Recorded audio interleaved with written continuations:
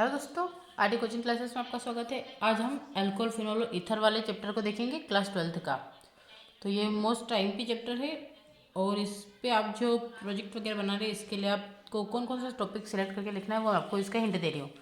तो सबसे पहले आपको इस लाइन को लिखना है कि अल्कोहल फिनोल ईथर क्रमशः अपमार्जक, पूर्तिरोधी एवं सुगंधित बनाने के मूल यौगिक है। ठीक है।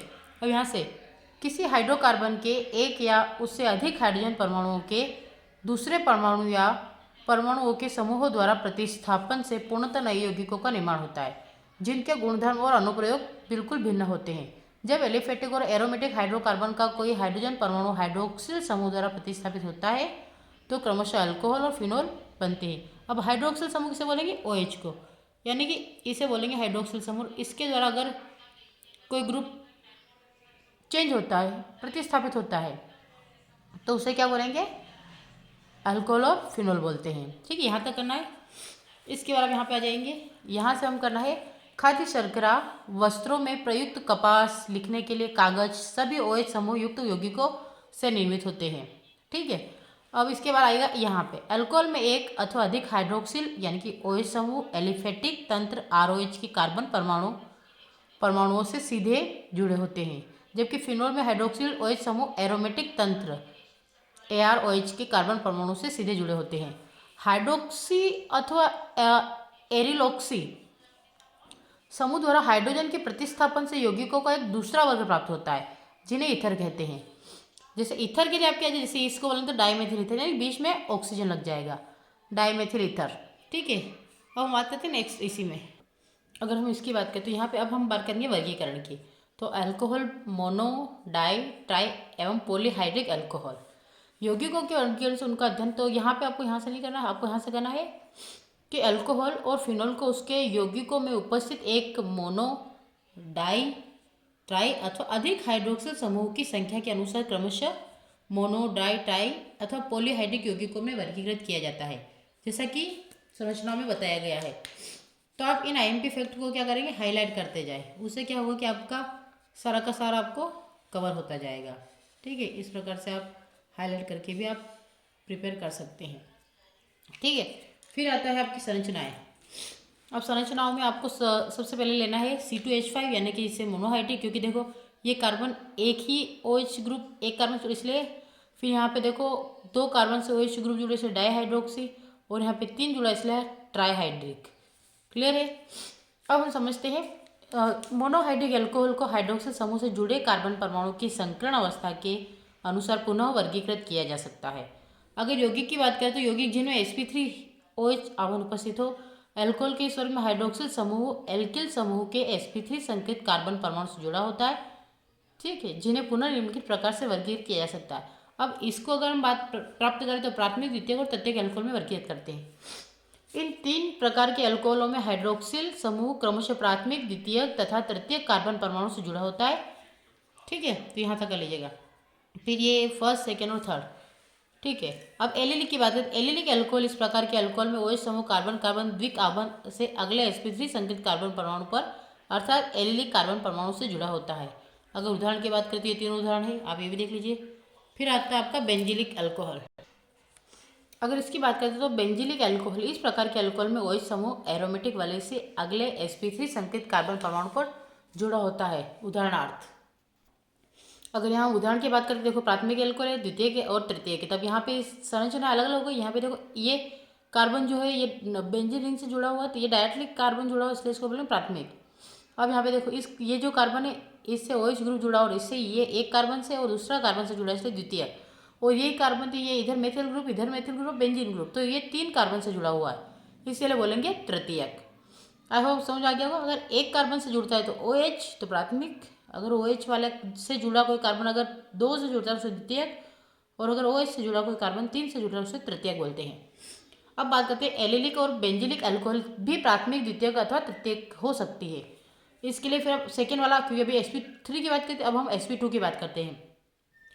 तो यौगिक जिनमें sp2OH आवन उपस्थित होते, इन अल्कोहलों में OH समूह कार्बन कार्बन द्विकार्बन जैसे वाइनिलिक कार्बन या एरिल कार्बन से जुड़ा होता है, जिन्हें वाइनिलिक अल्कोहल भी कहते हैं।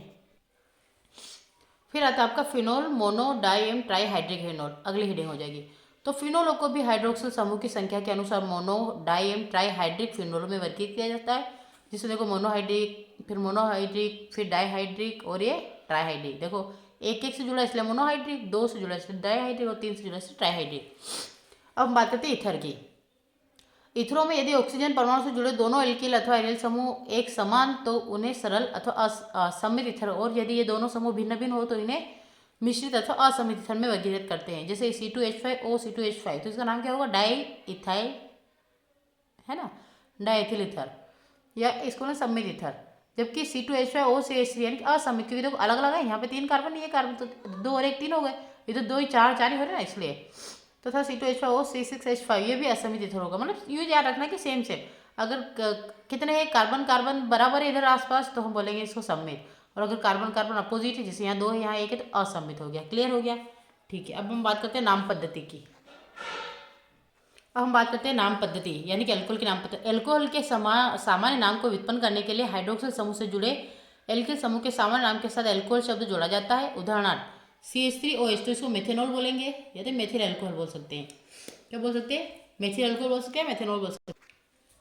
अब अगर इसकी बात करें तो यहाँ पे क्या दिख रहा है आपको, देखो कि अल्कोहल के सामान्य नाम को उत्पन्न करने के लिए हाइड्रोक्सिल समूह से जुड़े एल्किल समूह के सामान्य नाम के साथ अल्कोहल शब्द जोड़ा जाता है। उदाहरणार्थ CH3 तो मेथिल अल्कोहल बोलते हैं।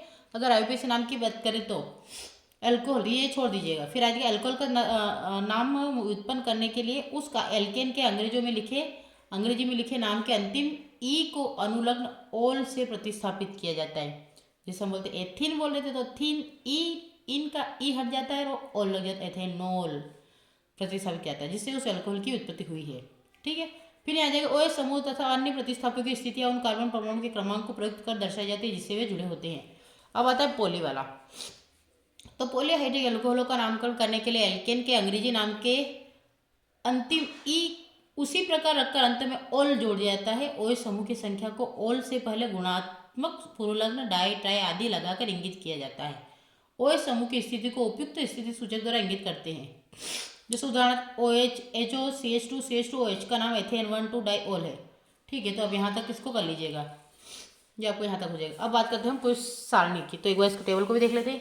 अब कुछ अल्कोहल के सामान्य तथा IUPAC नाम यहाँ पे आपको दे रखा है, तो मिथेनॉल, इसको बोलेंगे मेथिल अल्कोहल, ये हो जाएगा मेथेनॉल।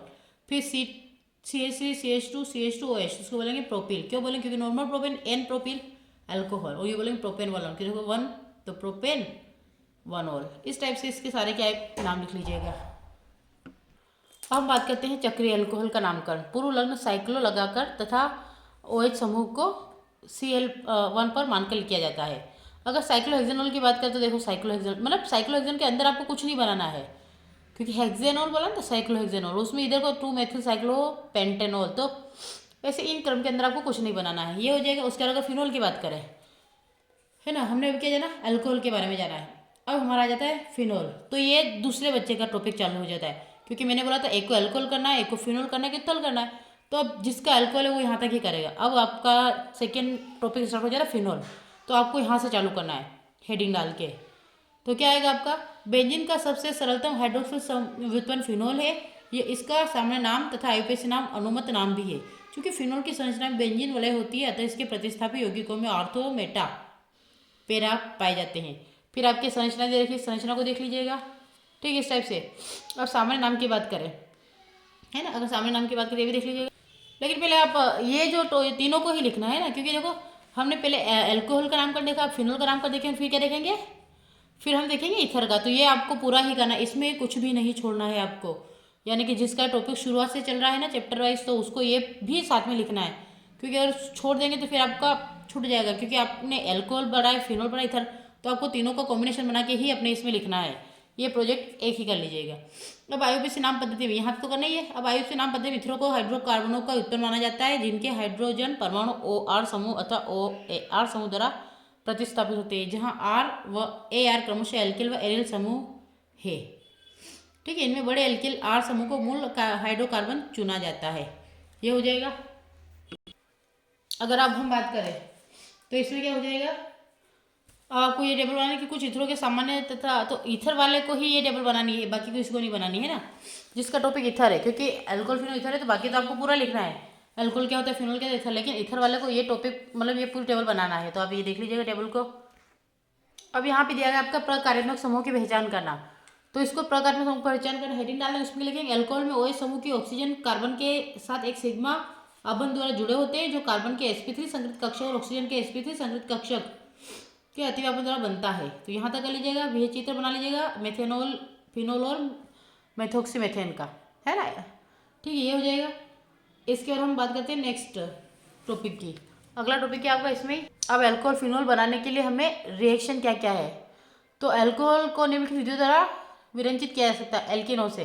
अम्ल उत्प्रेरक जलयोजन द्वारा, तो एल्किन तनु अम्ल की उत्प्रेरकों की तरह उपस्थिति में जल के साथ अभिक्रिया करके अल्कोहल बनाता है, और असंमित एल्किनों में योगज अभिक्रिया मार्कोनिका नियम के अनुसार होती है। जैसे ये वाला हो जाएगा, ये वाला रिएक्शन लिखना है।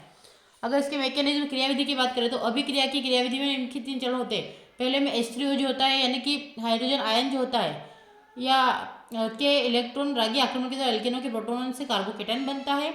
उसके बाद फिर इसकी रिएक्शन होती है, फिर कार्बोकेटाइन पर जलकर नाभिक रागी प्रतिस्थापन आक्रमण होता है, और फिर विप्रोटोनन जिससे अल्कोहल बनता है। तो ये हमें प्रोसेस हो जाएगी। इसके बाद हम नेक्स्ट प्रोसेस करेंगे, इसको छोड़ दीजिएगा, है ना, आपको बस यहाँ तक करके छोड़ देना, फिर नेक्स्ट करते हैं हम। तो खाली हेडिंग जरूर डालिएगा कि हाइड्रोबोरोन बोरोन और ऑक्सीकरण के द्वारा। तो हाइड्रोबोरोन एल्केनों से अभिक्रिया करके यौगिक पर ट्राई एल्किल बोरेन बनाता है, जो जलीय सोडियम हाइड्रोक्साइड की उपस्थिति में हाइड्रोजन पेरोक्साइड द्वारा ऑक्सीडाइज होता है, और इसकी रिएक्शन दे रखी है, तो ये भी आप देख लीजिएगा एक बार। फिर नेक्स्ट आता है आपको कार्बोनिल यौगिकों से दूसरा नंबर। तो एल्डिहाइड व कीटोन के अपचयन द्वारा, एल्डिहाइड एवं कीटोन उत्प्रेरक की उपस्थिति में हाइड्रोजन के योजन द्वारा संगत एल्कोहलों में अपचित हो जाते हैं। सामान्यतः सूक्ष्म विभाजित धातु जैसे प्लेटिनम, पैलेडियम या निकेल उत्प्रेरक का कार्य करते हैं। ये एल्डिहाइड कीटोनों की सोडियम बोरोहाइड्राइड अथवा लिथियम एल्यूमिनियम हाइड्राइड के साथ अभिक्रिया द्वारा भी बनाए जा सकते हैं। फिर एल्डिहाइड प्राथमिक एल्कोहल देते हैं, जबकि कीटोन द्वितीयक एल्कोहल देते हैं। फिर ये रिएक्शन हो जाएगी आपकी। फिर कार्बोक्सिलिक अम्ल द्वारा एस्ट्रो के अपचयन द्वारा, तो ये भी आप कर लीजिएगा। फिर आ जाएगा गिग्नार्ड अभिकर्मक। तो गिग्नार्ड अभिकर्मक बनाना, ये अगर आप चाहें तो इसमें थोड़ा सा रेफरेंस बुक यानी कि गाइड का भी सपोर्ट ले सकते हैं। ठीक है, पूरे में आपको गाइड का सपोर्ट नहीं लेना, आपको खाली अगर रिएक्शन का होता है कि आप इतनी बड़ी रिएक्शन हम कैसे करेंगे, तो आपको खाली शॉर्ट में करने के लिए आप उसको देख सकते हैं। बाकी आपको बुक से ही करना है, क्योंकि एनसीईआरटी पढ़ना है मतलब, तो आपको इससे ही पूरा करना है।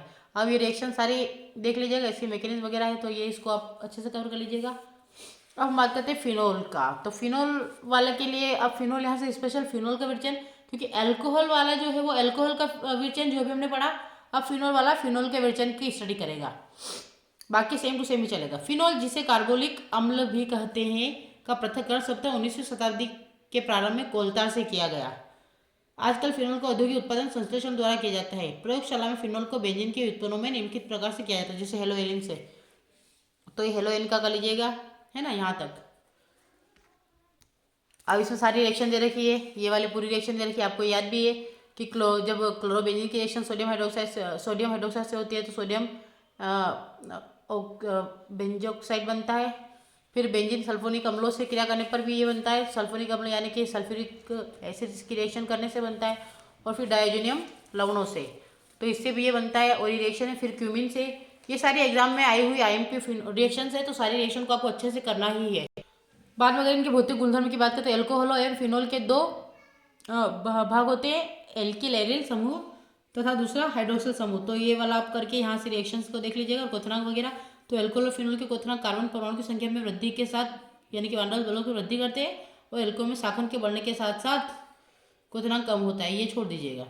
एल्कोहल फिनोल में OH समूह अंतराणविक हाइड्रोजन आबंध बनाते हैं, ये आ जाएगा। फिर यहाँ से कर लीजिएगा कि एथेनॉल तथा प्रोपेन के आणविक द्रव्यमान समतुल्य है, किंतु इनके क्वथनांकों में काफी अंतर है। मेथोक्सी मेथेन का क्वथनांक दोनों के क्वथनांकों के मध्यवर्ती होता है। और सारे रिएक्शंस दे दीजिएगा आप, ठीक है, सारे फॉर्मूला दे दीजिएगा। फिर इसमें आता है कि अल्कोहल के उच्च क्वथनांक मुख्यतः अंतराणविक हाइड्रोजन आबंध की उपस्थिति के कारण होते हैं, जिसका इथेनॉल हाइड्रोकार्बन में प्रभाव है। फिर ये रिएक्शन दे रखी है, ये पूरा फॉर्मूला दीजिएगा। अल्कोहल फिनोल की जल में विलेयता उनकी जल के अणुओं के साथ हाइड्रोजन आबंध बनाने की क्षमता के कारण होती है, तो ये देख लीजिएगा। जल में विलेयता एल्किल एलिल समूह के आकार बढ़ने के साथ साथ घटती है, ये देख लीजिएगा। मोस्ट टाइम पे टॉपिक ये है, क्या पॉइंट बना रखा कि यह विलेयता एल्किल एलिल समूह के आकार बढ़ने के साथ घटती है, तो स्पेशली इस लाइन को याद रखिए। फिर आता है आपका रासायनिक अभिक्रिया है। तो अल्कोहल सर्वतोमुखी यौगिक ये नाभिक रागी एवं इलेक्ट्रॉन रागी दोनों के रूप में अभिक्रिया करता है। जब अल्कोहल नाभिक रागी के रूप में अभिक्रिया करता है तो OH के मध्य बावन रुकता है अल्कोहल नाभिक रागी के रूप में। तो ये पूरी रिएक्शन ये इस टाइप से आपको पूरा ही करना है इसको, ठीक है, यहाँ तक। फिर कुछ देर का इसमें अभिक्रिया दे रखी है, ये भी आप देख लीजिएगा, है ना, इसको भी आप अच्छे से देख लीजिएगा। क्या दे रखा है यहाँ पे कि अभिक्रिया जिनमें OH आबंध का विदलन होता है। तो अल्कोहल एवं फिनोल की अम्लता, धातुओं के साथ अभिक्रिया, अल्कोहल और फिनोल सक्रिय धातुओं जैसे सोडियम, पोटेशियम, एल्यूमिनियम के साथ अभिक्रिया करके संगत एल्कोक्साइड, फिनोक्साइड एवं हाइड्रोजन देते हैं। फिर आपकी ये वाली रिएक्शन आ जाएगी, ये कर लीजिएगा। फिर आपकी ये वाली रिएक्शन आ जाती है, फिर तीसरी रिएक्शन आ जाती है। फिर इसके अतिरिक्त फिनोल जलीय सोडियम हाइड्रोक्साइड से अभिक्रिया द्वारा ये बनाता है। तो आप ये रिएक्शन कर लीजिएगा। फिर यहाँ से आ जाएगा अल्कोहल एंड फिनोल अम्लीय प्रकृति के होते हैं। वास्तव में अल्कोहल एंड फिनोल ब्रोंस्टेड अम्ल, यहाँ पे क्या लिखा है, ये गलत लिखा है, क्या लिखोगे, ब्रोंस्टेड अम्ल, अर्थात वे किसी प्रबल क्षारक को प्रोटॉन प्रदान कर सकते हैं और ये रिएक्शन हो जाएगी। इसके अल्कोहलों की अम्लता, तो अल्कोहल की अम्लता भी ये पूरा आप कर लीजिएगा, ठीक है। फिर आता है आपका फिनोल की अम्लता, तो फिनोल की अम्लता का भी यहाँ पे मैंने हाईलाइट कर ही रखा, ये करके फिर चित्र बना दीजिएगा। और लास्ट में यहाँ से एक पॉइंट लिखे, किसी अल्कोहल तथा फिनोल का आयनन निम्नलिखित प्रकार से होता है, तो ये देख लीजिएगा। फिनोल में OH से संयुक्त sp2 संकरित, है ना, sp2 संकरित कार्बन की उच्च विद्युत ऋणात्मकता के कारण ऑक्सीजन पर इलेक्ट्रॉन घनत्व कम हो जाता है, जिससे OH आबंध की ध्रुवता बढ़ती है, जिसके फलस्वरूप अल्कोहल की अपेक्षा फिनोल के आयनन में वृद्धि होती है। यहाँ तक कर लीजिएगा। और ये आप इसका पूरा डायग्राम दे दीजिएगा, अनुनादिक संरचना जो आपको मैंने समझा रखा है। आप अब नोट्स में आपके उसमें एक ये वाला एग्जांपल भी ऐड कर दीजिएगा, क्वेश्चन वाला, कि प्रोपेन वन और फेथिल, तो एक क्रम हो जाएगा, आपको याद हो जाएगा। फिर आता है स्टेरीकरण, तो ऐसे अल्कोहल एवं फिनोल कार्बोक्सिलिक अम्ल क्लोराइडो एवं अम्ल एनहाइड्राइडो के साथ अभिक्रिया द्वारा एस्टर बनाते हैं। तो ये आपको रिएक्शन दे रखी है। फिर कार्बोक्सिलिक अम्ल तथा अम्ल एनहाइड्राइड की अभिक्रिया शांत सल्फ्यूरिक अम्ल के उपस्थिति संपन्न होती है, अभिक्रिया उत्क्रमणीय होती है, अतः इसमें जल को तुरंत निष्कासित कर दिया जाता है। इसमें फिर आपका ये तो छोड़ देगा, फिर डायरेक्ट आपको रिएक्शन ले लेनी आपकी।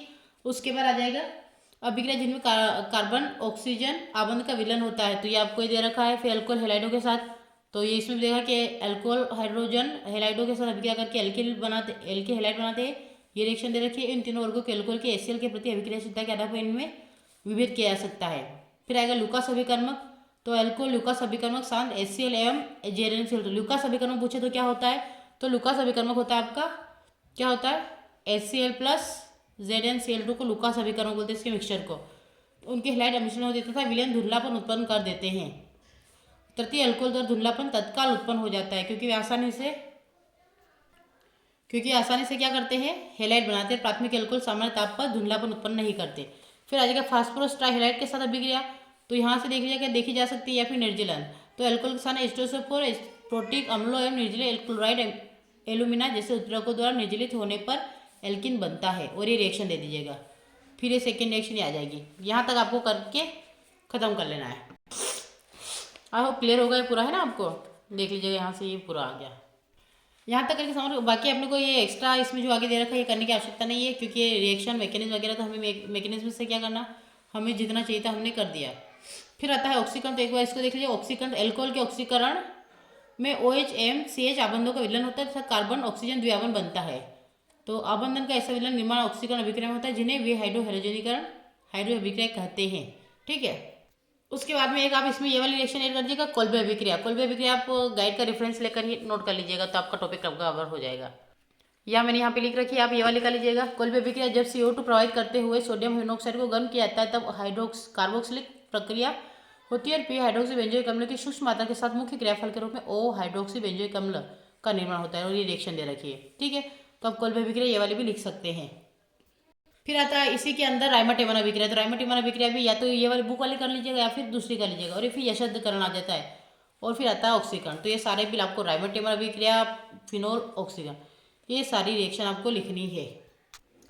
तो आप इतना करके छोड़ दीजिएगा। और ये जरूरी नहीं कि एक ही बच्चा करे, अगर आप 2-3 भी मिलकर अगर एक टॉपिक को करते हैं तो उससे क्या होगा कि एक दूसरे से जब आपका कॉम्बिनेशन बनेगा, सवाल जवाब होगा, तो आप आराम से कर सकते हैं। तो मेरे हिसाब से आप 2-3 मिलकर एक टॉपिक को कवर कर सकते हैं, चाहे आप चैप्टर नाम डालेंगे अल्कोहल फिनोल ईथर करके पूरा का पूरा अपने हिसाब से सेट कर सकते हैं, ठीक है। आई होप आपको लेक्चर अच्छा लगा होगा। अगर अच्छा लगा है तो चैनल को लाइक करें, शेयर करें, अधिक से अधिक सब्सक्राइब करें, ताकि इस प्रकार के और भी मैं इन्फॉर्मेशन डालती रहूँ और चैप्टर को आपके सामने एक्सप्लेन करती रहूँ। Thank you for watching.